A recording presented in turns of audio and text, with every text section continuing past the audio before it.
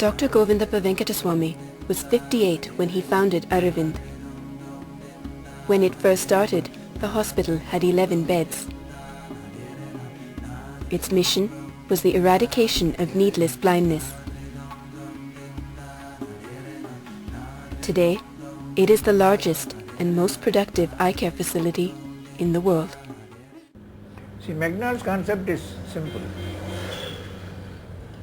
They feel they can train people all over the world, irrespective of different religions, different culture, different all those things, to produce a product in the same way and deliver it in the same manner in hundreds of places. He kept talking about McDonald's and hamburgers, and none of it made any sense to us. He wanted to create a franchise, a mechanism of delivery of eye care with the efficiency of McDonald's. There are now 5 Aravind Eye hospitals in South India. They are all self-sustaining, and together they see over 1.4 million patients and perform over 200,000 sight-restoring surgeries each year.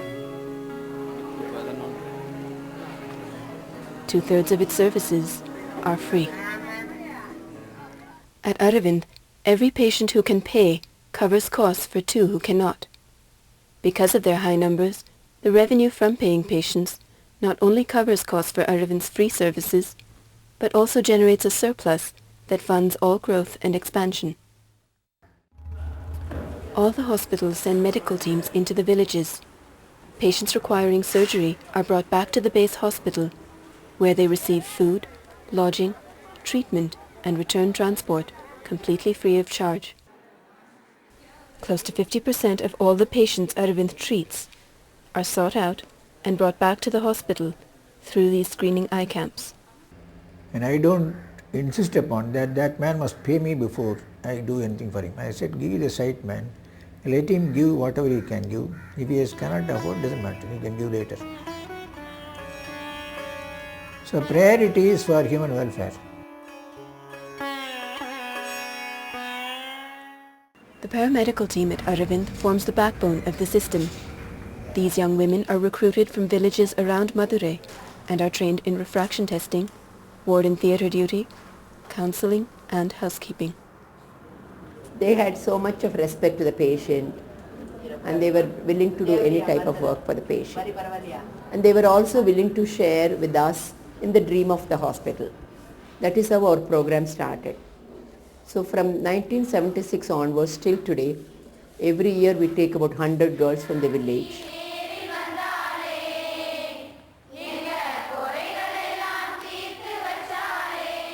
4 highly trained paramedics assist each doctor, thus optimizing the surgeon's time and skill.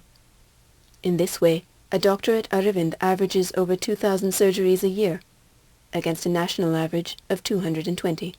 Doctors are not paid extra because they are doing more operation. But the other way it helps also. Ours is a teaching institution.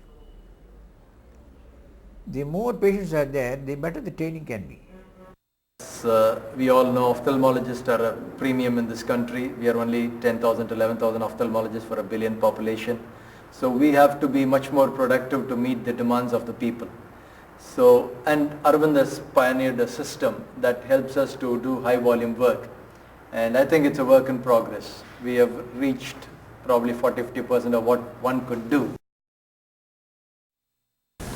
This is the intraocular lens production facility which we started in 1992 with support from Seva Foundation in US.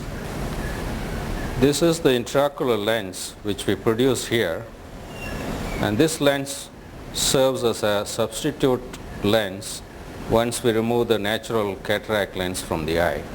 The early 90s, there were no eyewear manufacturers in India.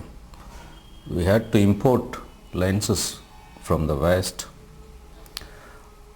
At that time, each lens was costing around $200. They were not affordable in most developing countries. So we devised our own methods of making lenses up to international standards, and we were able to sell them at about $5 a piece.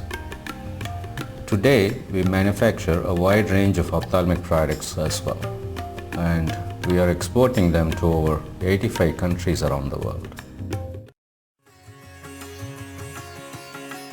Supposing I am able to produce eye care techniques, methods and all those things the same way and make it available in every corner of the world, the problem of blindness is gone.